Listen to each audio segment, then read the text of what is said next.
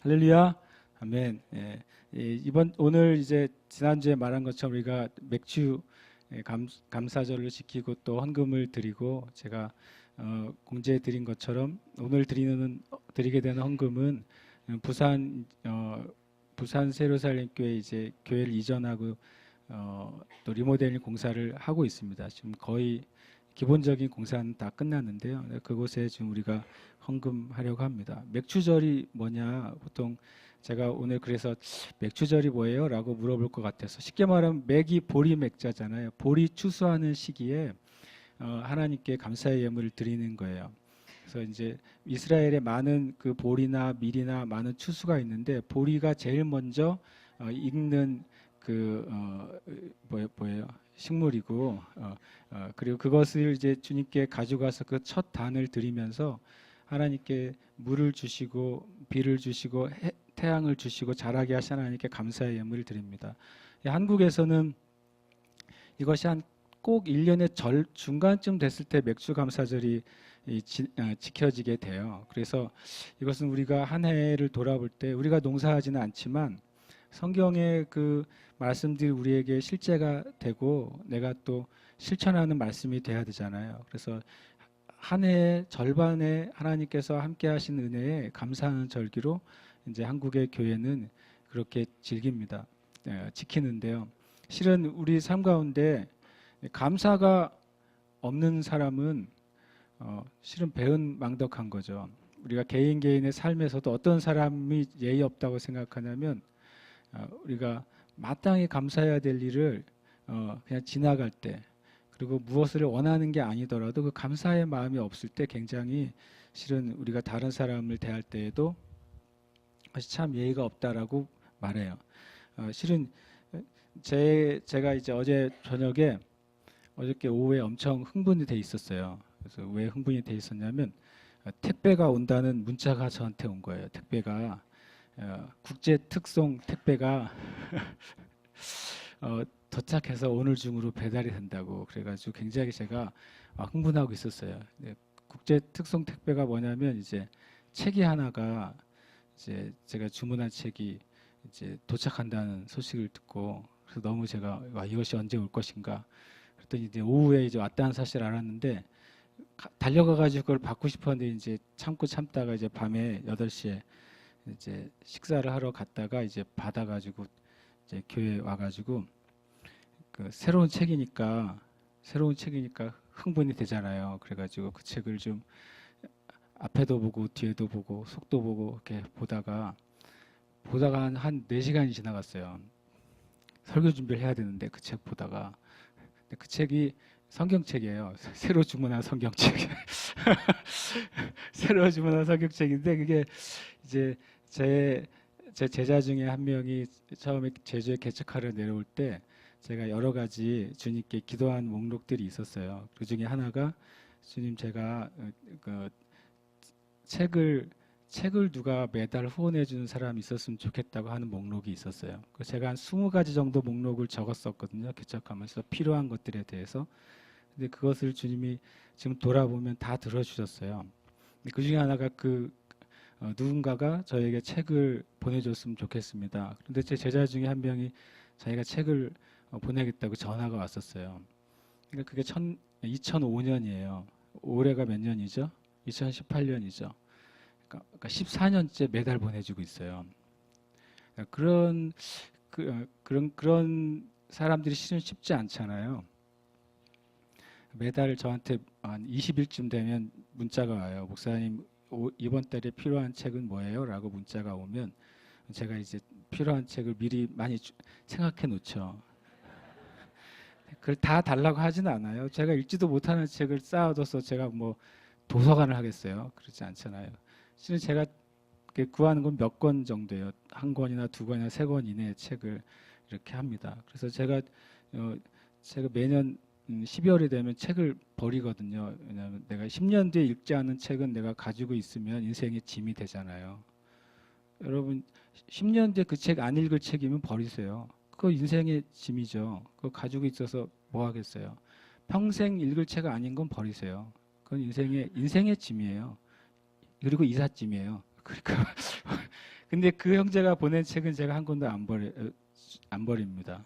왜냐하면 내가 정말 읽고 싶어서 주문한 책이니까. 그러니까 어제는 제가 이제 새로 나온 어떤 성경책이 있어서 한국에는 없어가지고 주문했어요. 그래서 한 번은 제가 14년이나 변치 않고 그렇게 후원해 주는 게 너무 감사하잖아요. 그래서 어느 날 있는데 한 3, 4년 전이죠. 야, 너는 왜 너의 제자한테 감사하지 않냐? 그러더라고요. 그래서 제가 주님, 그 형제가 나한테 헌신해서 주는 게 아니에요? 근데 너는 감사하지 않으니까 너는 배은망덕하다. 그래가지고 그가 생각해보면 진짜 배은망덕하더라고요. 매년 책을 받아 읽으면서 이게 마음의 양식, 영의 양식을 받아 먹으면서 감사를 안 한 거죠. 그래서 한 번은 서울 올라갔어요. 올라가서 줄게 제가 뭐 있겠어요. 제주도 특산물을 가지고 올라가서 그 선물해주고 고맙다고 얘기해 줘야지. 그리고 내가 감사하다고 진짜 고맙다고 얘기해주고 그 가족에게 이제 내가 식사를 잘 대접해 줘야지. 그리고 올라갔어요. 그리고 만나고 이제 제주도 특산물 가져갔으니까 줬고. 그래서 이제 식사를 잘 먹고 대접을 하려고 그랬더니 제가 이제 또 한 수 당해가지고 미리 계산을 다 해버렸어요. 돈으로 아니라 온라인으로 계산을 다 해버려가지고 제가 그건 실패했지만 한 수 높은 사람들이 있어요. 미리도 아니라 미리 그 식당에 들어가기 전에 계산이 끝난 상태로 들어가는 거죠. 그래서 제가 우리가 사람과 사람 사이에도요 감사를 모르면 진짜 그 서로 주고 가는 것이 무의미해져요. 그리고 그것은 우리의 인생에 플러스가 안 돼요. 근데 실제로 우리는 하나님께 잘 감사를 안 해요. 하나님께 의무는 행해요. 하나님, 내 재산, 나에게 주신 모든 것이 하나님께로 왔다는 것을 고백하는 것이 11조잖아요. 그래서 이거 성경은 하나님이 그냥 이건 11조는 네 게 아니야 라고 말하셨어요. 너의 것 중에 10분의 1을 나한테 드려라 라고 말씀하신 게 아니에요. 성경은요.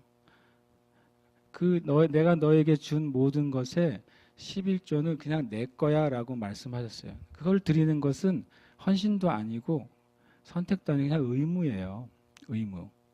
만약에 여러분이 10년간 나라에 낼 세금을 안 냈다고 생각해 보세요. 물론 이것은 11조는 세금이 아니에요. 고액 그 납세를 안 한 사람들 있잖아요. 나중에 가서 어떻게 돼요? 집안에 딱지 붙이죠. 딱지 붙이고 아무것도 못하게 되죠. 하나님은 그렇게 안 하세요. 하나님 우리가 사랑해서 주님께 무엇인가를 드리고 헌신하고 주님을 섬기길 원해요. 그래서 하나님이 좋은 신이에요. 하나님은 우리를 무섭게 하고 목을 비틀고 손목을 비틀면서 이래도 안 해 그런 하나님이 절대 아니에요. 그래서 이렇게 오해하지 마세요. 하나님 말씀 안 들었다고 다리가 부러지거나 암에 걸리거나 교통사고가 나지 않습니다. 나쁜 일들은 성경은 분명히 마귀에게서 왔다 그래요. 하나님이 그런 분이 아니에요. 그런데 이 땅의 가짜 신들은 그렇게 하거든요. 겁주고 두렵게 하고 협박하고 나쁜 일이 일어나게 해서 자기를 못 떠나게 만든단 말이에요. 이 세상의 신들이. 하나님은 그런 하나님이 아니에요. 그럼에도 불구하고 우리가 주님께 감사하는 것은 너무 중요하다는 것을 나누고 싶어요. 우리의 삶 가운데 감사가 있는 사람은 감사할 일이 진짜 생겨요. 감사가 없는 사람은 감사할 일이 생길 가능성이 현저하게 줄어들 거예요. 여러분 주님께 기도하십니까? 기도 안 하신다면 기도하세요. 하나님은 기도할 때 들어주시거든요. 하나님은 기도할 때 들어주시는 하나님이기 때문에 우리가 기도하는 거예요. 그런데도 기도 안 한다면 책임은 누구한테 있어요? 기도 안 하는 우리한테 있어요. 하나님은 들어주실 수 있는 분이고 들어주기를 원하시고 우리의 모든 기도에 들어주실 수 있는 모든 걸 가지고 계신 분이라고 말씀하시는데 내가 피곤해서 힘들어서 일상이 바빠서 기도를 잘 못해서 어떻게 기도하는지 몰라서 기도 안 한다면 그 손해는 다 고스란히 여러분 거예요. 그래서 기도하십시오. 기도하지 않는 사람은 저는 제일 미련한 사람이라고 생각해요. 하나님이 구하라 그러면 줄게. 찾아 그럼 내가 찾게 해줄게. 문을 두드리면 닫혀있던 것들이 너에게 열어줄게 라고 말씀하시는데 우리가 안 들어요. 실제로 예수님을 믿고 교회 다니는 사람들이 정기적으로 매일 기도하는 사람이 굉장히 적다는 통계들이 나오고 있어요. 하나님을 미안하지만 안 믿는 거죠. 안 믿는 거예요. 교회를 나오는데 설교를 듣는데 교회 생활, 신앙 생활, 종교 생활을 하는 것이지 실제 하나님을 안 믿는 거예요. 우리 학생들 시험 잘 보길 바라잖아요. 그러면 지혜가 필요하잖아요. 그럼 하나님이 지혜가 필요한 사람에게 꾸짖지 않고 후히 주신다고 성경에 나와 있거든요. 그런데 왜 안 구해요? 하나님께 왜 안 구해요? 어떤 문제를 모를 때 그 문제를 잘하는 사람한테 물어보잖아요. 어떻게 풀어야 되는지 물어보고 선생님에게 물어보고 학원에 가서 물어보고 잘 아는 친구 있으면 전화 걸어서 물어보잖아요. 근데 왜 하나님한테는 지혜를 안 구해요? 가장 좋은 것을 가지고 계신 분에게는 찾아가지 않고 그보다 덜한 존재에게 가서 구하는 게 우리예요. 기도하지 않는 거는 고스란히 우리의 책임이고 우리의 실은 손해가 돼요. 기도하십시오. 하나님 어떻게 기도하는지 모른다고요? 그냥 말하는 게 기도하는 거죠. 하나님이 계시니까. 그분이 존재하지 않는 분이 아니니까. 그분이 계신 분이고 그분이 나를 도와주시는 분이니까 구하세요. 하나님께. 그냥 하나님 나의 이런 게 필요한데 주세요. 그런데 이 필요한 게 나한테 정말로 유익이 되는 것일 수도 있고 아니면 그것을 내가 얻어서 내 인생이 더 어려워질 수도 있어요. 우리가 처음엔 잘 몰라요. 내가 원하는 게 다 나한테 유익한지 아닌지 모른다고요. 꼬마 아이가 어머니가 가지고 있는 과도가 반짝반짝 이뻐 보여서 달라고 할 때 그 잘못하면 그것이 손이 베이고 피가 날 줄은 잘 몰라요. 그러나 구할 수는 있어요. 근데 하나님이 가장 좋은 것을 가장 온전한 방법으로 주시는 하나님이시라면 일단 다 구하세요. 그러다 구하다 보면 이거는 내가 구하면 안 될 것이라는 거 알게도 돼요. 구하다 보면 이것은 오히려 내 삶을 망치는 것인데 내가 이걸 달라고 계속 주님께 떼를 쓰는구나 라고도 알게 돼요. 여러분 구하시기를 축복해요. 구하는 제일 좋은 방법은 시간을 정하는 거예요. 시간을 그냥 정하세요. 그래서 이 시간은 내가 하나님께 하나님 만나고 구하는 시간 정하고 기도하는 거예요.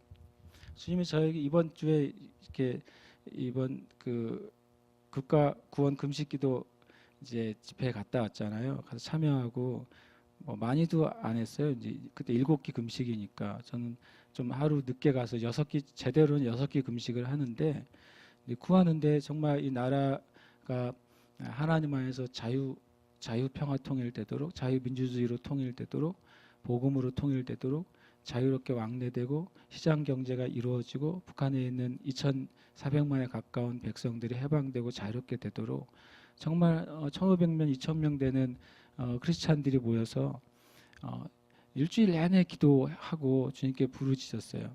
그러면서 제가 생각했죠. 다시 그래 이렇게 구하는 사람들이 있구나.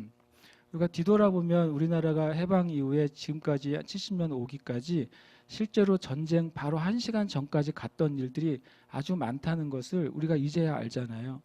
미국 CIA나 그런 문서들이 이제 개방이 되고 우리가 볼 수 있게 됐을 때 지난 많은 정권들에서 이 대한민국과 북한이 전쟁 바로 1시간 전까지 갔던 적도 있었다는 것을 이제야 사람들이 아는 거예요. 그때는 모르죠. 그것이 비밀 문건이니까. 근데 하나님 그렇게 많이 지켜주셨을까요? 어떤 분들은 10번 이상 실제 전쟁에 바로 앞까지 갔었다고 말을 해요. 왜 그랬을까? 그건 우연이 아니라요. 누군가 구하는 사람들이 있었기 때문이에요. 남한이든 북한이 대한민국 안에 하나님의 평강을 주시고 도와주시고 이 생명을 보존해달라고 하는 누군가 낮이든 밤이든 시간을 정해서 모여서 기도하는 사람들이 있어 왔기 때문에 우리 가운데 평강이 있었어요. 그런데 여러분 주님께 기도하시기를 축복합니다. 아멘. 기도하세요. 그리고 하나님께 감사를 표현하세요. 하나님이 실은 여러분 그렇잖아요. 매번 똑같이 만약에 밥을 주는데 만약에 자녀들이 밥 먹을 때 큰 소리로 엄마 어머니 밥 주셔서 정말 고마워요. 그렇게 만약에 진짜 진심으로 말하면 엄마들이 밥을 못 먹을 거예요. 감격해가지고. 그런 말 잘 안 하잖아요. 밥상에 오면은 왜 이 반찬이 왔냐고부터 시작하잖아요. 맞아야 돼요. 그러면 해준 것도 감사한데 뭐 말을 해요. 주는 대로 감사하게 먹어야죠. 그러니까 우리가 진짜 감사를 잃어버린 백성은 소망이 자꾸자꾸 줄어들어요. 감사해야 돼요, 하나님께. 감사할 때 하나님이 많은 일들을 더 행하실 거예요. 아멘. 오늘 주제가 이거 다른 건데 이게 주제 언제 들어가나 이게. 지난주 그랬잖아요. 10장이 너무 얘기할 게 많다고. 처음에 제가 제주에서 제가 교회 시작하고 시작할 때 처음에 설교 20분 했거든요. 왜 20분 했냐면 어떻게 할 줄 몰라가지고. 그래서 시간이 지나다 2008년도쯤에 저 기도의 집 시절에 계셨던 분은 아실 거예요. 잘 나가는 날 한 2시간도 갔어요. 내 기억엔 2시간 10분인가 20분을 설교한 적이 있더라고요. 그래서 제가 사람들이 안 떠난 것이 은혜로다 그렇게 생각했어요. 요즘 가끔 그러려고 하는 기미가 보여서 조심하고 있어요, 지금. 그냥 이제 그냥 여기 있는 것만 좀 나눌게요. 현대에도 꿈과 환상과 예언이 있느냐 하는 거예요. 이 이제 꿈과 환상과 예언들이 사도행전에 계속 등장해요. 그러니까 교회는 다니지만 예수님은 믿지만 또 성경도 믿지만 이런 초자연적인 사건들에 대해서는 내가 경험하지 못한 많은 사람들이 실은 그걸 그렇게 신빙성 있게 여기지 않는 거예요. 내가 경험하지 않은 것은 마치 뭐같이 느껴지냐면 존재하지 않는 것처럼 느껴져요, 사람들이. 내가 경험하지 않는 것은 논리적이지 않다고 생각해요. 내가 경험하지 않는 것은 심지어는 비과학적이다라고 생각해요. 그런데 그렇지 않습니다. 현대에도 꿈과 환상과 예언이 있을까요? 네, 있습니다. 크게 예스. 그래서 제가 찾아봤어요. 왜냐하면 내 얘기도 할 수 있지만 그런 사건들이 있었나 인터넷에 찾아봤어요. 뭐냐면 이제 뭐 환상과 회심, 환상과 믿음 이런 단어가 연결된 기사들이 있나를 찾아봤어요. 그래서 제가 너무 많아서 그 중에 몇 가지만. 첫 번째로는 이제 사두 썬다싱이라는 인도 사람이 있어요. 한국 사람들이 아는 사람도 있고 모르는 사람이 있지만 20세기 초에 인도에 엄청난 대부흥을 가져왔던 하나님의 사람이 있어요. 평생을 맨발로 다녔던 사람이고 심지어는 복음 전도를 하러 영국에서 이 사람을 초청했을 때 비행기를 탈 때도 맨발로 탔어요. 그래서 비행기 규정상 그렇게 타면 안 된다 그래서 신발을 신은 거죠. 그리고 이제 영국에 가서도 처음에 신발을 신었다가 견딜 수가 없어 신발을 벗고 영국을 활보한 사람. 인도 북부에 그 수많은 그 산들이 있잖아요. 만년설 산들이 있잖아요. 4천, 5천, 6천, 7천, 8천 산들을 맨발로 평생 다닌 사람. 선다싱이에요. 그리고 그 산 속에 있는 그런 수십 명, 수백 명 사는 그 작은 마을들을 다니면서 복음을 전했던 그리고 수도 없이 많은 기적을 행했던 사람이 선다싱이라는 인도 사람이에요. 그 사람이 어떻게 해서 이제 예수님을 만나게 된지에 대해서 이분이 그들이 이제 자기가 한 그 선다싱이 한 설교가 성경에도 놀랍게도 인터넷에 기록이 되어 있는 걸 제가 발견했어요. 그래서 이제 그 선다싱이 한 그 설교한 내용을 누가 받아 적은 걸 제가 읽어드릴게요. 어떻게 해서 자기가 예수님이란 분을 알게 됐는지를 적어놨어요. 중간은 이제 생략하고 대체로 전도자와 그리스도인들이 저에게 찾아오곤 했으나 저는 그들에게 저항하며 그들을 핍박하였습니다. 어느 마을에 들어갔을 때 저는 그 마을 사람들이 기독교 전도자들에게 돌을 던지는 것을 목격하였습니다.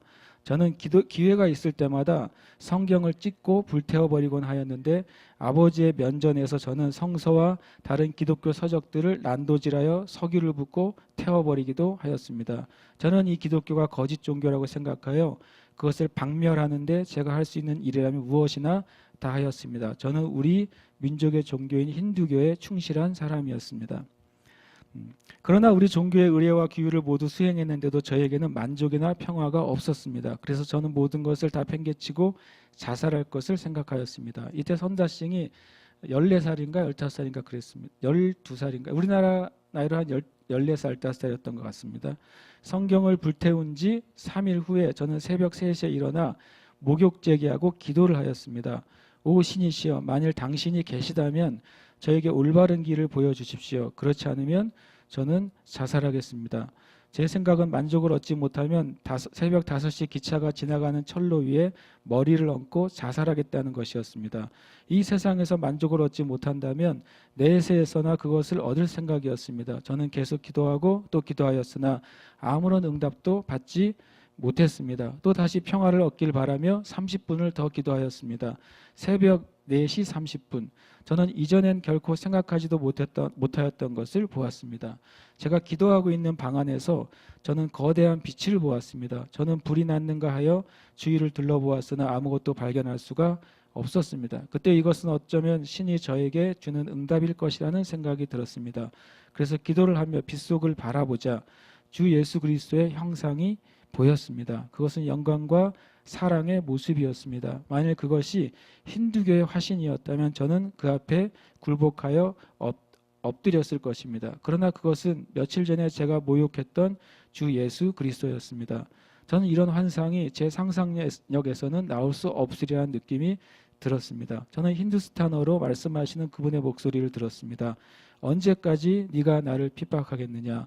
나는 너를 구원하러 왔다. 너는 올바른 길을 알고자 기도하면서 왜 그 길을 취하지 않느냐? 그때 저는 그분 발 앞에 엎드려 어느 곳에서도 맛보지 못했던 이 놀라운 평화를 받아들였습니다. 중간에 또 빼고요. 그 환상이 단지 꿈이었거나 아니면 상상의 결과가 아니었겠는가, 혹은 그것이 썬다 자신의 자기 체면으로서 힌두교의 요기들이 황홀경에 빠졌을 때 체험하는 환상과 유사한 것이 아닌가 하는 의문이 분명히 그에게 제기되었다. 이에 대해 썬다는 두 가지 사실을 강조하였는데, 그것은 그가 기도를 시작하기 전 겨울날인데도 새벽에 냉수 목욕을 하였으므로 꿈을 꾼 것이 아니라는 것과 그리스도의 나타나심은 전혀 예기치 못했다는 것이었다. 그러나 무엇보다도 그는 그 환상의 결과가 그토록 혁명적이었고 지속적이었다는 사실에 그 중요성을 부여한다. 한 100년 전쯤 이야기죠. 그럼 지금도 꿈과 환상이나 예언이 있는가? 제가 기독교 뉴스를 검색해 봤어요. 2018년 1월 25일 뉴스예요. 아이군 뉴스라는 기독교 인터넷 매체가 있는데 거기에 중동 선교사 톰 도일이라는 목사님이 올해 초에 한국에 방문하셨었나 봐요. 그분이 놀라운 얘기를 하고 있는데, 지금 전 세계의 가장 문제거리가 극단주의 무슬림인 ISIS잖아요. 극단주의 그 무슬림 지역에서 사역하는 선교사님이에요. 이 톰 도일이라는 목사님은 최근에 IS 횡포가 이를 때 놀랍게도 중동에서 그 IS 대원들 사이에서 꿈과 환상을 통해 예수님을 영접하는 고백이 나타나고 있다는 거예요. 심지어는 그 톰 도일 목사님이 뭐라고 말하고 있냐면, 이슬람 역사 1400년을 합쳐서 이슬람을 믿다가 기독교로 개종한 숫자보다 지난 10년 사이에 꿈과 환상을 통해 예수님을 만나고 무슬림에서 기독교로 개종한 숫자가 더 많다는 거예요. 1400년간 개종한 숫자보다 지난 10년간 개종한 숫자가 훨씬 많다는 말을 하고 있고, 더 놀라운 것은 최근에 무슬림에서 기독교로 회심한 개종한 무슬림들 중에 3명 중에 1명이 다 꿈에서 예수님을 만나고 자기가 개종했다는 고백을 하고 있다는 거예요. 그 다음에 이제 기독일보라는 곳에서 저 찾아봤어요. 거기에 봤더니 이 IS 대원들이 실제 최근이죠. 가장 최근에 자기의 이야기를 하는 것을 보게 됐어요. 어떤 한 IS 대원은 꿈에서 흰옷 입은 사람이 나타나서 이렇게 말했답니다. 너는 지금 나의 백성을 핍박하고 있다. 깜짝 놀래가지고 자기가 이제 인터넷으로 지저스라는 이름을 찾고 스스로 예수님에 대한 복음을 읽게 되고 스스로 개종하고 예수님을 믿게 됐다는 거예요. 그러면 지금도 하나님은 꿈과 환상과 예언, 흔히 말하는 초자연적인 현상과 이적을 통해서 하나님 자신을 드러내세요. 그래서 제가 질문을 갖게 된 것이죠. 하나님께서 그럼 왜 제가 환상이라고 말했지만 꿈이나 환상과 예언을 왜 지금도 사용하실까 하는 거예요. 그것을 믿거나 안 믿거나 하는 건 때로는 어떤 사람은 경험할 수도 있고 경험하지 못할 수도 있죠. 저는 여러분이 경험하게 될 것을 믿습니다. 그리고 더 중요한 것은 지난주에 말한 것처럼 꿈이나 환상이나 예언 같은 초자연적인 현상은 무엇을 담는 그릇과 같다고요?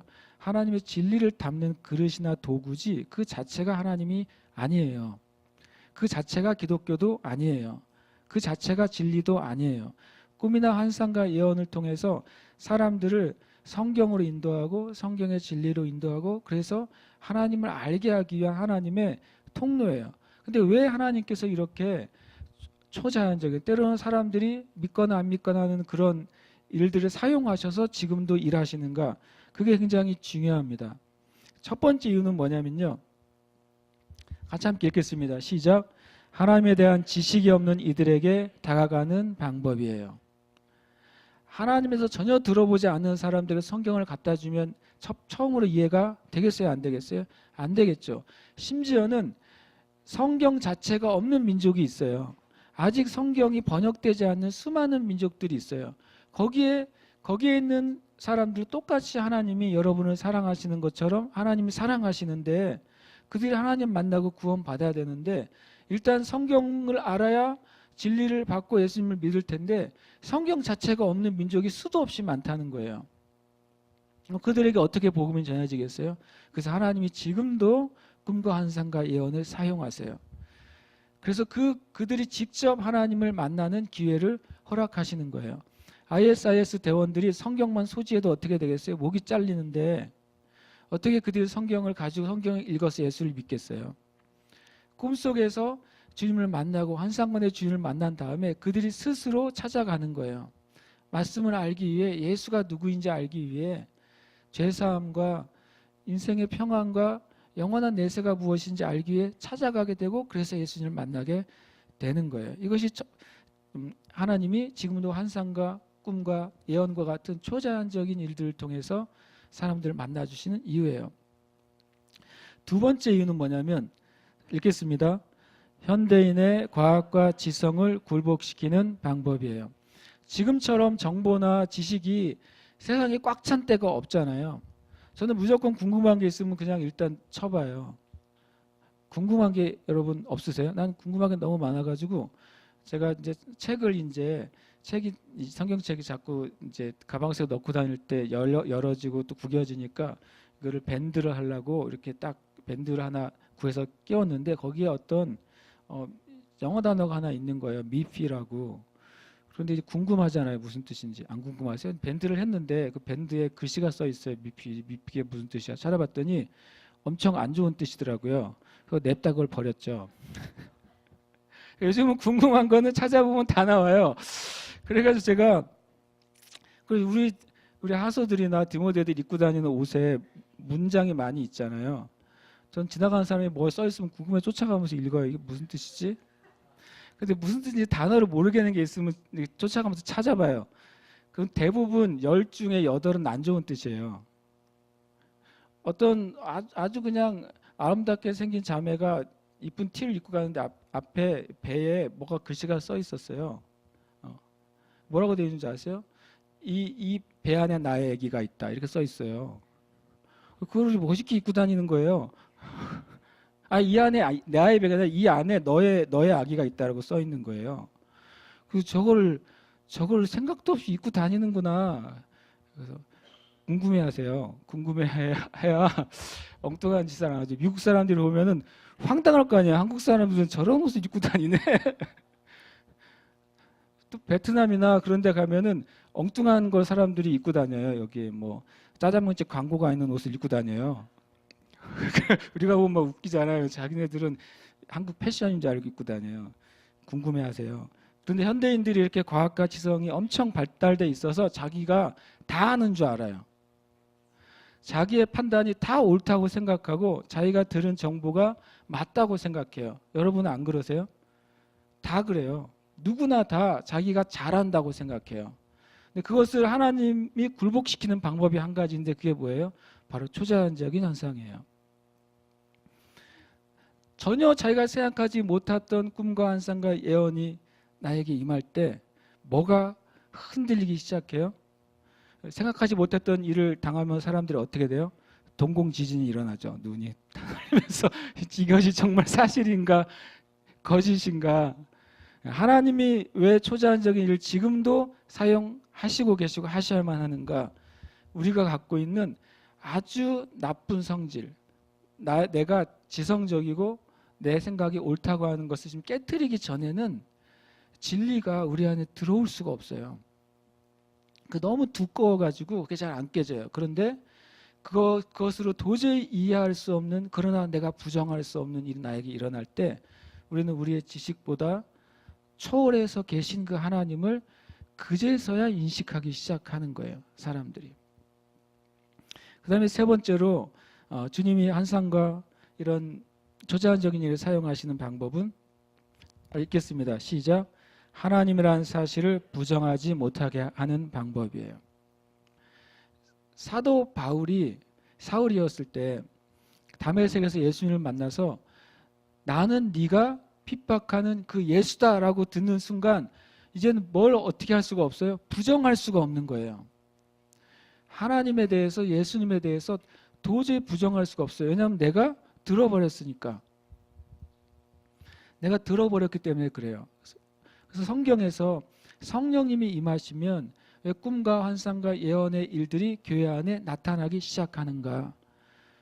그것을 통해서 우리 안에 있는 죄성, 세상의 지식으로 말미암아 두껍게 쌓인 껍질들이 깨질 수 있기 때문에 그래요. 그게, 다시 말씀드리면 그게 다가 아니에요. 그 자체가 진리가 아니에요. 그러니까 진리 안으로 들어오도록 하나님이 그 일을 행하시는 거예요. 저의 삶에도 그런 적이 있었어요. 제가 일본 전도여행을 처음에 훈련받고 가는데, 우리 일본 전도여행 가는 곳이 오사카였고, 오사카 중에서도 야쿠자들이 있는 지역에 간다고 선교사님이 얘기해 줬어요. 그 얘기를 안 해줬어야 되는데 얘기를 하니까 야쿠자들이 있는 그 슬럼가에 있는 어떤 숙소에서 우리가 6주를 살아야 된다고 하는 거예요. 그리고 야쿠자를 검색하면 무서운 것밖에 없잖아요. 그래가지고 실제로 갔을 때 야쿠자였다가 예수님을 믿고 구원받은 그 목사님들을 우리가 만났어요. 그 야쿠자였다가 예수님 믿고 구원받은 목사님들의 공통점이 한 가지 있었어요. 부인이 다 코리안이에요. 부인이 다 한국인인 거예요. 그 무서운 야쿠자를 감당할 수 있는 세상의 민족은 한국 여자밖에 없는 거예요. 얘기를 들어봤더니 뭐 정말 상상을 초월하는 일들을 그 야쿠자의 아내가 된 한국 여성들이 경험을 했더라고요. 그럼 더 무서운 건 나중에 물어보면 야쿠자였다가 돌이킨 목사님들이 제일 무서운 걸 누구겠어요? 그 아내를 제일 무서워하더라고요. 제일 무서운 사람이 한국 여자예요. 근데 우리 팀 한 팀이 그 목사님들이랑 목욕탕을 갔거든요.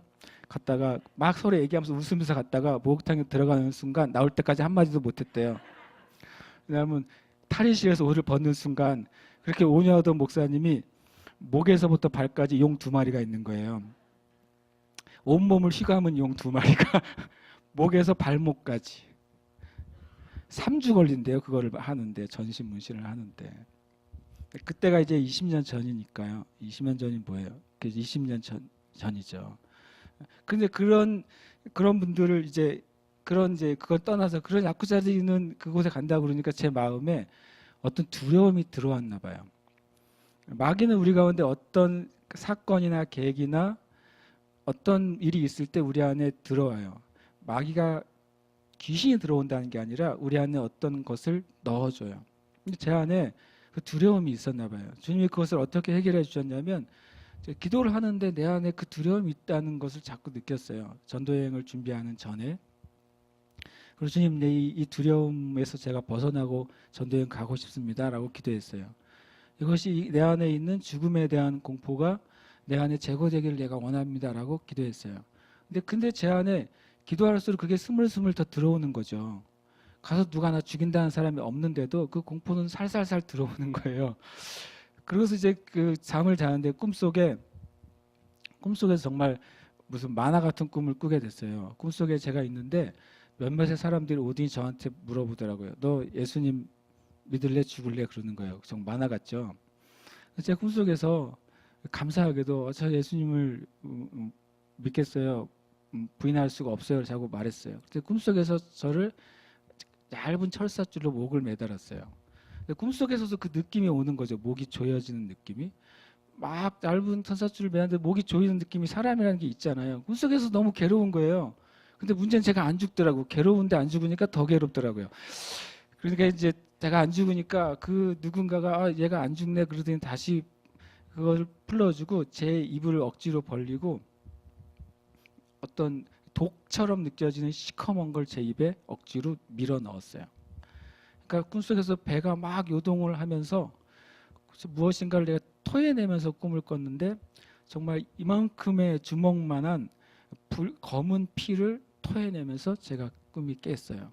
그런데 아직 꿈 딱 깨는 순간 내가 죽음으로부터 해방됐구나라는 사실을 알았어요.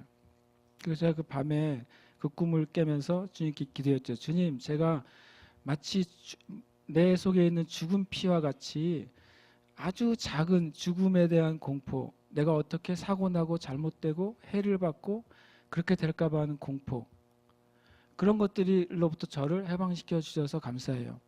해방된 것은 제가 꿈속에서라도 내 예수님을 인정하는 그 말이 저로 하여금 그 죽음을 뛰어넘게 하는 거였어요.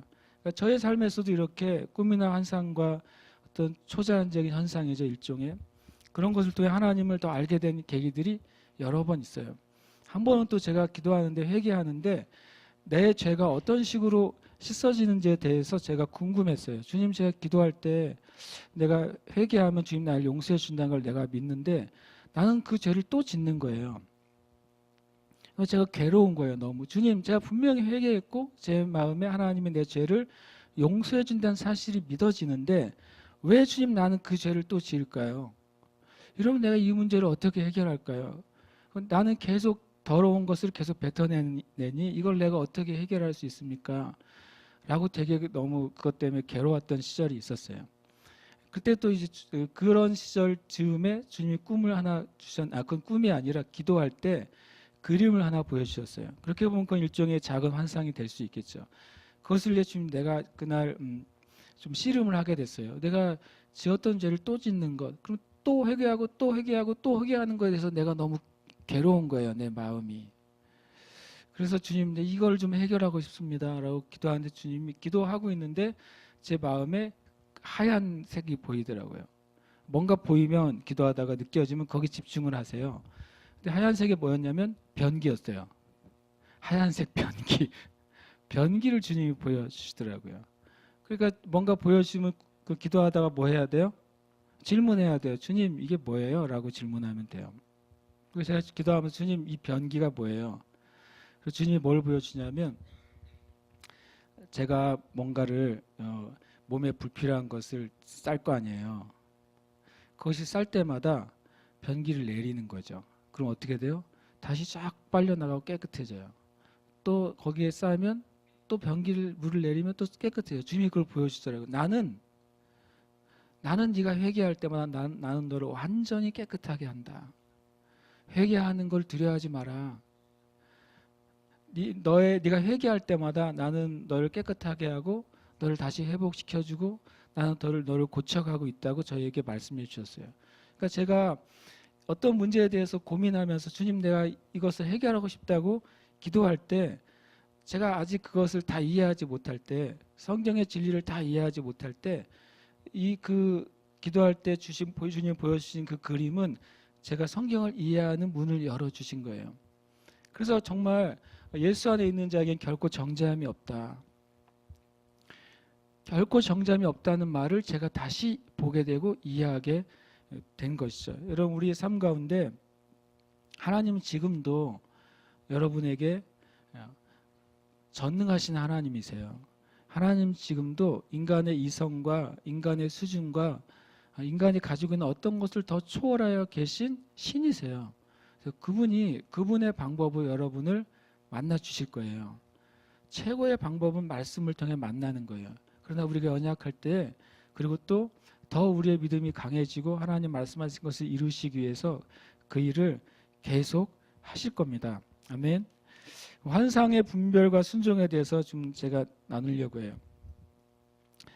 뭐 꿈을 꿨어요. 근데 무슨 뜻인지 모르겠어요라고 말할 수도 있고, 기도하는데 뭔가 휙 지나갔는데 잘 모르겠어요라고 말할 수도 있어요. 예배 드리는데 어떤 생각이 떠올랐는데 이게 내 잡생각인지 주님으로부터 혹 오는 생각인지 내가 알 수가 없어요라고 말하는 질문을 수도 없이 제가 받아요. 제일 중요한 건 뭐냐면 무엇인가 보이고 들리는 게 중요한 건 아니에요. 안 보이면 어떻고 안 들리면 어때요? 성경에서 이미 말씀하고 있기 때문에 그걸 내가 믿는 것이 최고예요. 아십니까? 어떤 환상과 어떤 꿈이나 어떤 초자연적인 것보다 성경에 기록된 것이 믿어지는 사람이 최고 높은 수준의 믿음이에요. 이거를 절대로 잊지 마세요. 최고 높은 수준의 믿음은 말씀이 진짜 믿어져서 그 말씀대로 역사가 일어나는 게 최고예요. 그게 최고죠. 그런데 우리가 하나님은 우리에게 계속 여러 가지 통로를 통해서 하나님을 더 알도록 도와주시는 거예요. 그럴 때 어떻게 할 것이냐?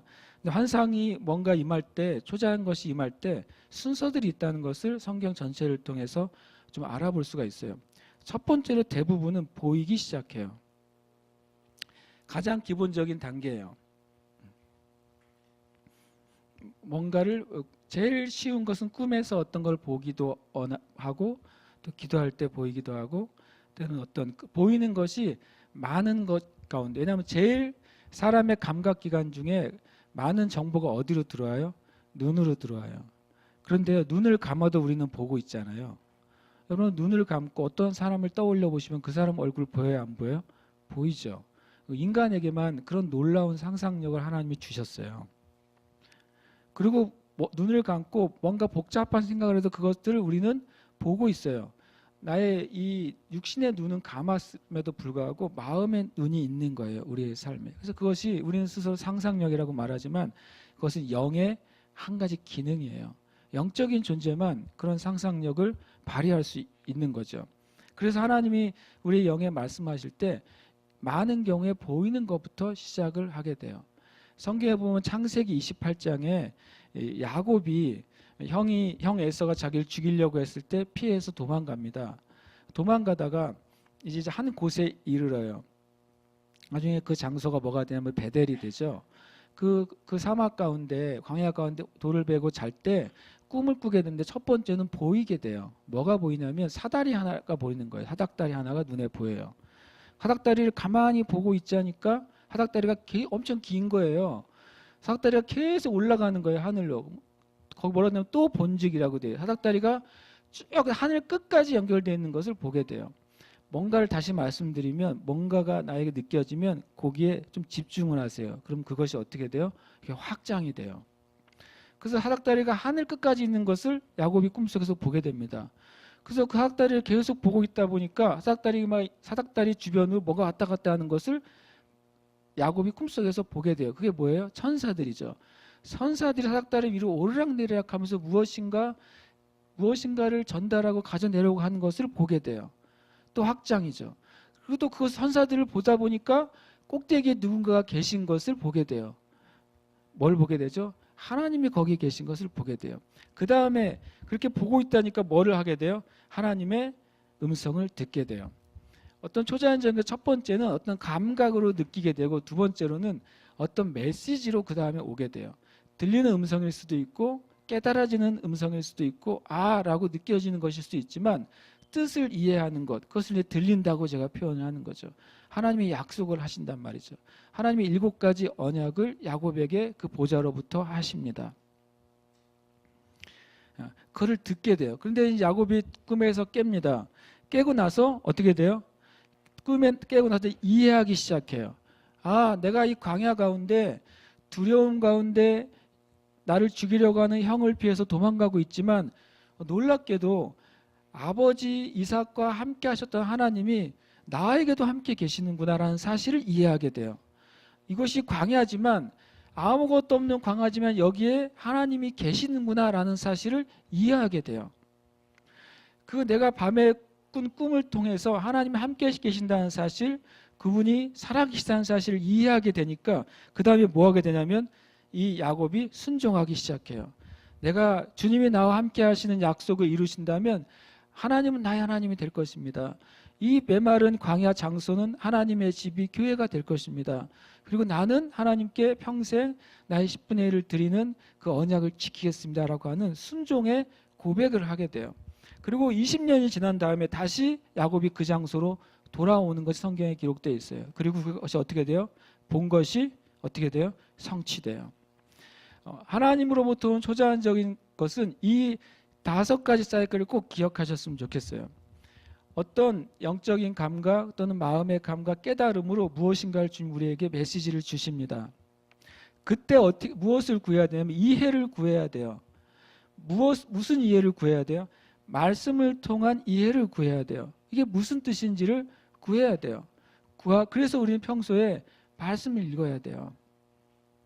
이해를 구하고 이것이 무엇인지 알았을 때에는 내가 그 주님께 주신 것을 위해서 어떻게 행동해야 되는지를 생각해야 돼요.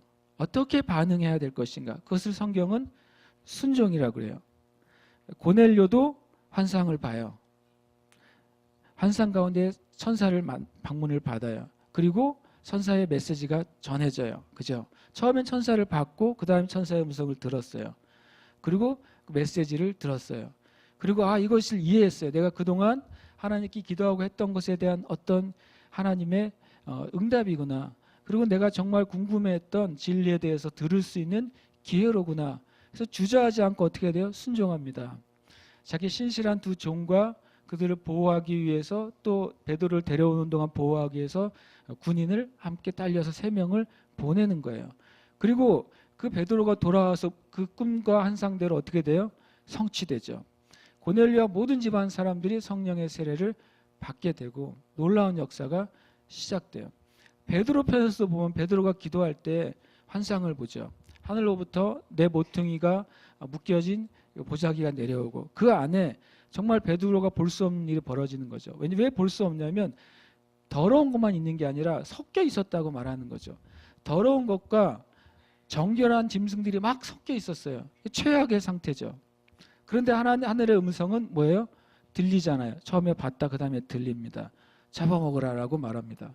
그랬더니 베드로가 이 메시지를 처음에 뭘로 이해하냐면 베드로의 첫 번째 이해는 하나님의 테스트라고 이해했어요. 그죠? 첫 번째 베드로의 이해는 하나님 나를 테스트하시는구나. 내가 정결한 삶을 사는지 안 사는지 하나님의 말씀을 지키는지 안 지키는지 테스트하는구나 라고 생각했어요. 이게 첫 번째 베드로의 이해예요. 그래서 뭐라고 말하냐면 주님 저는 평생 동안 주님께서 기록해 주신 그 율법에 있는 더러운 음식들을 단 한 번도 먹어보지 않았습니다. 그래서 이것도 먹지 않겠습니다. 베드로는 이 말을 하면서 무슨 생각했겠어요? 내가 테스트에 통과하는구나 라고 생각했을 거예요. 근데 하나님이 놀라운 말씀을 반응을 하시는 거예요. 그렇지 않다. 율법을 준 자가 누구냐? 율법의 목적을 준 자가 누구냐? 내가 그 율법을 이제 바꾸겠다고 말씀하시는 거예요. 하나님의 목적과 마음을 위해서 율법을 바꾸겠다. 내가 그 더러운 것들을 내가 이제 깨끗하게 했다라고 이렇게 율법적인 신앙이 하나님에 의해서 바뀔 때에만 뭐가 시작되냐면 새로운 선교가 시작이 되는 거예요. 그 다음에 베드로가 이제 그 환상이 끝난 다음에 이제는 이해하기 위해서 고민합니다. 도대체 이게 무슨 뜻일까? 무슨 뜻일까라고 이해해요. 그때 성령님이 다시 말씀하세요. 너를 찾아온 세 사람이 있으니까 뭐라고 되어 있냐면 두려워하지 말고 의심하지 말고 쫓아가라라고 말합니다. 그래서 처음으로 이제 베드로가 자기를 찾아온 이방인들을 만난 거예요. 마치 하늘에서 더러운 것이 내려온 것처럼 자기가 생각하지도 않았던 3명이 자기를 찾아온 거예요. 베드로가 그 전에 찾아왔다면 고민했을 텐데 그 환상의 뜻이 무엇인지를 이해하려고 노력할 때 그 3사람이 찾아온 걸 보고 그 이방인들을 영적으로는 그 더러운 음식과 같은 이방인들을 자기의 집으로 맞아들이게 돼요. 베드로가 먼저 그들에게 가기 전에 그들을 수용하는 일이 먼저 일어나요. 그래서 베드로 안에 있는 종교성이 한번 깨지게 되는 거예요. 그들과 하루를 같이 잡니다. 그때 음식은 뭘 대접했겠어요? 유대인의 음식을 대접했겠죠. 정결한 음식을 대접했을 거예요. 그 다음에 다음날 그대로 가죠. 가서 유대인의 법에는 금하는 것이지만 내가 하나님의 환상에 통해서 이제 하나님이 새로운 창을 열어준다는 사실을 이해하고 순종하기 시작하는 거예요. 그랬더니 그들에게 성령이 임하는 것을 경험하게 돼요. 그래서 베드로의 이해가 확장이 돼요.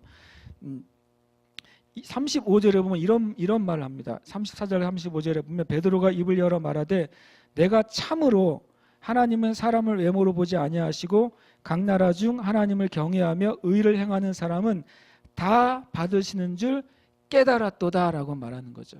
이 환상이 계속 베드로에게도 남아있던 종교적이고 율법적이고 외식적인 신앙생활의 틀들이 하나하나 벗겨지기 시작하는 거예요. 그리고 복음을 전합니다. 복음의 결과로 성령님이 임하십니다. 그때 베드로가 완전히 이해가 열리게 돼요. 47절에 보면 이런 말을 합니다. 이에 베드로가 이르되 이 사람들이 우리와 같이 성령을 받았으니 누가 능히 물로 세례 베품을 금하리요. 이 이방인들은, 이 로마인들은 율법에 있는 할례를 행하지 않았어요. 그런데 뭐가 임했어요? 성령이 임해버렸어요. 그러니까 베드로가 가지고 있던 율법주의와 외식주의와 종교가 그때 완전히 깨져버린 거예요. 그것을 통해 하나님의 일이 성취되는 것이죠. 저는 우리 교회와 이곳에 있는 모든 형제 자매들이 하나님의 초자연적인 일들이 경험되기를 축복합니다. 주님께 구하세요. 저는 자기 전에 자주 기도합니다. 주님, 오늘 밤이 주님이 저에게 말씀하실 좋은 찬스입니다.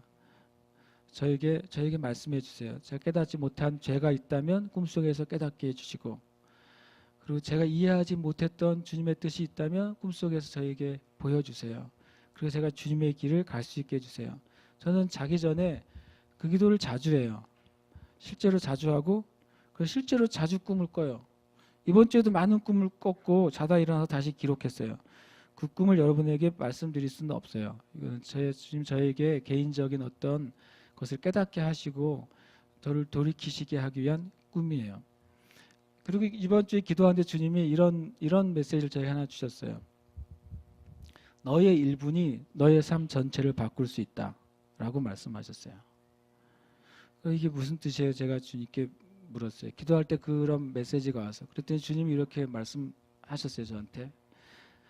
제가 기도할 때 깨달은 것이죠. 만약에 네가 무엇을 시작할 때 1분만 멈춰서서 나의 말을 묵상하거나 나에게 지혜와 은혜를 구한다면, 네가 무엇을 시작하든지 1분만 나에게 지혜를 구하고 도움을 구하고 내가 너에게 준 말씀과 성경의 말씀을 묵상한다면 너는 너의 삶 전체를 바꿀 수 있다 그러셨어요. 그리고 제가 당연한 말이잖아요. 근데 저한테 너무 크게 다가와서 제가 요즘 운전을 하려고 그러면 운전대를 잡고 시동을 켠 다음에 1분 동안 성경을 봐요.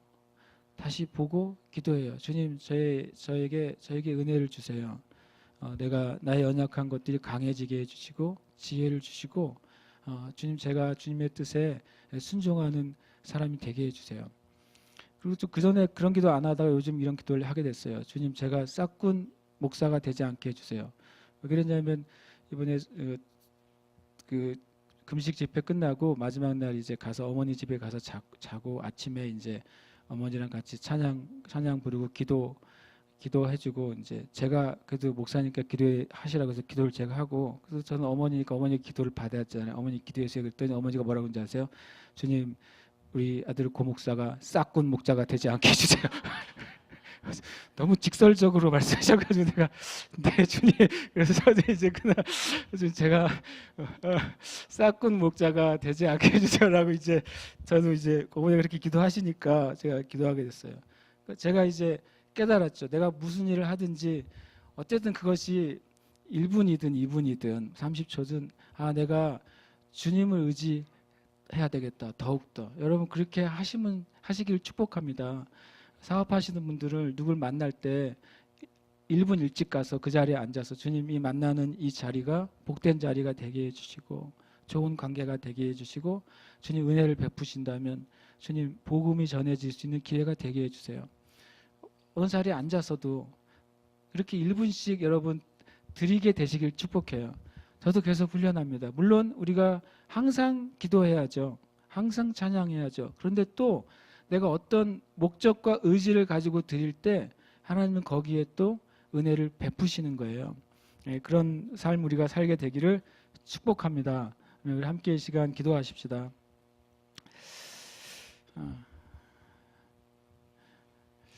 저는 이런 기도를 했어요. 주님, 제가 이 사도행전 10장이 쉽게 안 나갑니다. 계속 읽고 또 읽을 때마다 이야기는 단순한데 왜 자꾸 이것이 길어질까요? 근데 주님이 네가 이 10장이 넘어가기 전에, 10장이 끝나기 전에 우리 교회와 성도들에게 하나님의 초자연적인 일이 시작되도록 네가 기도해야 되지 않겠냐 그러셨어요. 그러니까 말씀대로 살아야 되잖아요. 또 하나 말씀대로 이루어져야 되지 않겠습니까? 그래서 우리가 기도하고 싶어요. 여러분, 주님께 주님, 내 삶에도 하나님의 일들이 시작되게 해 주시옵소서. 살아계신 하나님이 살아계신 것을 하나님의 방법으로 저에게 만나 주시옵소서. 여러분, 꿈, 환상, 예언이 없어도 돼요. 중요한 건 하나님을 아는 거예요. 그래서 주님께 구해야 돼요. 주님, 제가 하나님이 정말 살아계시다면, 내가 이렇게 살면 안 되는 부분이 있지 않습니까? 하나님이 정말 살아계시다면 내가 시간을, 돈을, 나의 인생을 이렇게 아무렇게 살면 안 되는 영역이 있지 않습니까? 주님, 하나님 만나주시고 제 삶 가운데 옳지 않은 것을 걷어내고 바르지 않는 것을 고칠 수 있는 기회를 달라고 우리가 기도하고 싶어요. 우리가 사람이 억지로 사람을 끌고 갈 수 없어요. 하나님도 그렇게 안 하십니다. 그래서 우리가 이 시간, 저는 여러분을 위해 기도할 거예요. 하나님, 이 시간, 지금 이 시간에도 하나님의 일을 시작해 주시고, 우리 사랑하는 자마다 한 사람 한 사람마다 하나님이 정말 살아계시고 하나님이 정말 사랑하시고 하나님이 정말 하나님의 놀라운 일들을 하길 원하신다는 것을 주님 보여주세요. 들려주세요. 깨닫게 해주세요. 말씀을 이해하게 해주세요. 순종하게 해주세요. 그것이 성취되게 해주세요. 기도하겠습니다. 우리가 함께 이 시간 그 일을 위해서 기도하겠습니다. 하나님 아버지, 감사합니다. 하나님의 살아계심 우리가 보고 싶습니다. 하나님 전능하신 하나님이라는 사실을 우리가 수도 없이 듣고 또 지나가면서도 듣고 설교를 통해 듣습니다. 그러나 정말 그 하나님이 살아계시며 그 하나님이 정말 전능하신 하나님인지 우리가 경험하기를 원합니다.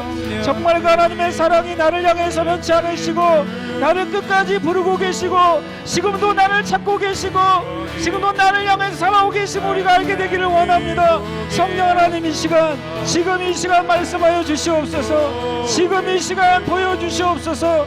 지금 이 시간 들려주시옵소서. 지금 이 시간 말씀으로 깨닫게 하여 주시옵소서. 지금 이 시간 우리의 심령 가운데 빛을 비춰주시옵소서. 어두운 우리의 삶의 영역 가운데 하나님 빛을 비춰주시옵소서. 어두운 삶의 영역 가운데 소망의 빛을 비춰주시고 하나님의 권능의 빛을 비춰주시고 지혜의 빛을 비춰주시옵소서. 하나님, 정말 어떤 분인지 알 수 있도록 성령 하나님 은혜를 베풀어 주시옵소서. 주의 권능을 우리에게 나타내 주시옵소서. 주님의 살아계심 우리에게 나타내 주시옵소서. 하나님, 우리가 놀랍게 임하도록 주님 역사하여 주시옵소서. 하나님, 이 시간 구합니다. 지금 이 시간 하나님 예수 이름을 믿은지 하나님 아버지 1년이 되었든 10년이 되었든 공안 예수에 대해서 가지고 있는 의심이 있든 없든 지금 이 시간 하나님의 살아계심을 깨닫게 해주시고 지금 이 시간 예수님을 우리 자신의 구주로 영접하게 해주시고 지금 이 시간 우리 안에 있는 죄의 짐이 벗겨지며 지금 이 시간 우리 안에 있는 저주의 짐이 벗겨지며 지금 이 시간 우리의 삶에 있는 고통과 고난들이 해방되는 시간이 되도록 주님 역사하시고 주님 은혜 내려 주시옵소서. 주의 권능이 이 시간 다스려 주시옵소서. 마음에 있는 고통과 두려움과 어둠이 제거되도록 고통과 어둠과 두려움이 제거되도록 주의 은혜로 허락하여 주시옵소서. 주님 이 시간 말씀해 주시옵소서. 주님 이 시간 깨닫게 하여 주시옵소서. 주님 구합니다. 주님 은혜를 구합니다. 주님 할렐루야. 주님 감사합니다.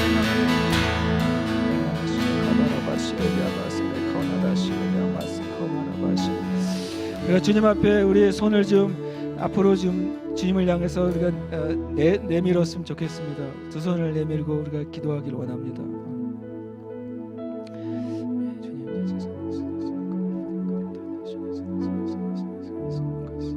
저를 따라서 기도했으면 좋겠습니다. 살아계신 하나님을 믿습니다. 그분이 나를 사랑하심을 믿습니다. 하나님이 나를 도와주시는 분임을 믿습니다. 이 시간 내 삶과 내 손에 있는 죄를 주님 가져가시고 저를 죄로부터 정결케 해 주시옵소서. 죄를 용서하시는 예수님의 보혈로 더럽혀진 이 손을 정결하게 하시고 저의 마음을 정결하게 하시고 저의 생각을 정결하게 하시고 저의 삶을 깨끗하게 하여 주시옵소서. 하나님으로부터 오는 모든 것을 원합니다. 무엇보다도 하나님을 알기를 원합니다. 하나님 자신을 원합니다. 이 시간 구하오니 성령으로 임해 주시고 지금 이 시간부터 만나 주시옵소서. 예수님의 이름으로 기도합니다. 아멘. 제가 여러분 위해 기도하겠습니다. 하나님 아버지 감사합니다. 죄 없으신 예수님, 나의 죄와 나의 허물과 나의 그 악 때문에 이루어진 모든 그 더러운 삶의 결과물들을 위해 또 심판을 향한 그 사망의 선고 위에 죄 없으신 예수님 피 흘려 죽어 주셔서 감사합니다. 그 예수님을 믿을 때에 나의 죄가 사라지고 거듭나게 되고 영생을 얻게 되고 또 성령의 놀라운 은혜와 평강과 충만함과 능력을 주심을 감사합니다. 이 시간 형제자매들이 함께 우리의 죄를 주님께 맡겨드리고 하나님으로부터 오는 선하고 아름답고 빛되고 좋은 것을 받는 기도를 드렸습니다. 예수님의 이름으로 그것을 성취하심을 감사합니다.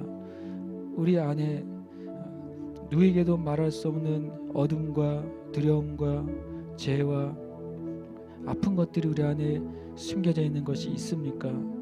주님, 이 시간 주님께 드렸사오니 가져가 주신 줄 믿습니다. 그 자리에 하나님의 평강과 의와 희락을 부어 주시옵소서. 그래서 우리가 더 이상 인생 가운데서 고통하며 또 의심하며 두려워하며 살지 않게 하시고 전능하시고 살아계시고 나를 사랑하시는 그 하나님을 의지하며 살도록 축복하여 주시옵소서. 주님, 또 이 시간 우리가 맥주 감사절을 맞이해서 주님께 지난 6개월 동안 보호하시고 함께하시고 인도하신 것에 대해서 감사의 예물을 드립니다. 드리는 손길마다 복되게 하시고 혹 드리지 못한 손길이 있을지라도 주님 그들의 마음을 위로하시고 그들의 삶 가운데 주님께 감사할 것이 가득한 삶이 되도록 축복하여 주시옵소서. 또 주님, 이 7월부터 12월까지 또 2018년 후반기의 시간들을 주님께 맡겨드립니다. 주님 함께해 주시옵소서. 주님 도와주시옵소서. 주님 날마다 영적으로 성장하게 해 주시옵소서. 또 개인과 가정과 산업과 사역과 부르심이 계속 확장되는 은혜를 허락하여 주시옵소서. 또 모든 마귀의 도전이 주님 제거되게 하여 주시옵소서. 주님께 모든 영광 올려드립니다. 살아계신 예수님의 이름으로 기도합니다. 아멘.